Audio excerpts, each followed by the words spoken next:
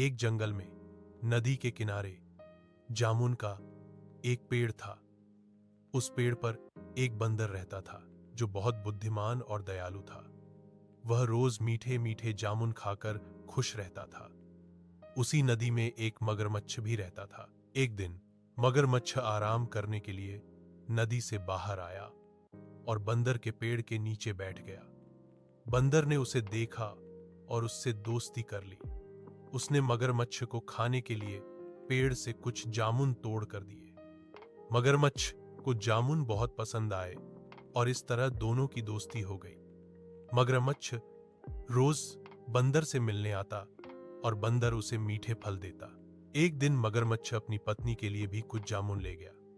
मगरमच्छ की पत्नी को जब पता चला कि उसका पति हर दिन स्वादिष्ट फल खाता है, तो उसने सोचा कि अगर बंदर के फल इतने मीठे हैं तो उसका दिल कितना मीठा होगा।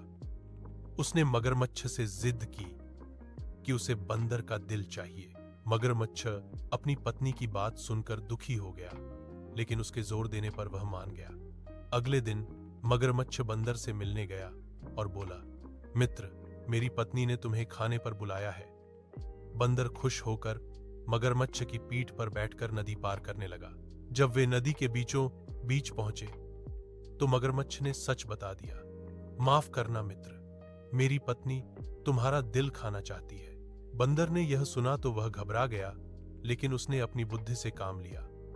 उसने कहा, अरे मित्र, तुमने यह बात पहले क्यों नहीं बताई?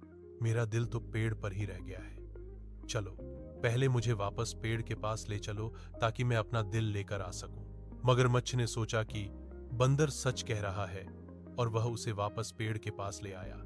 जैसे ही वे किनारे पर पहुंचे, बंदर तुरंत कूदकर पेड़ पर चढ़ गया और मगरमच्छ से बोला, मूर्ख मगरमच्छ, दिल शरीर के अंदर होता है, बाहर नहीं। तुमने अपनी मूर्खता में अपना सच्चा दोस्त खो दिया है। मगरमच्छ शर्मिंदा होकर खाली हाथ वापस लौट गया और इस तरह बंदर ने अपनी चतुराई से अपनी जान बचाई।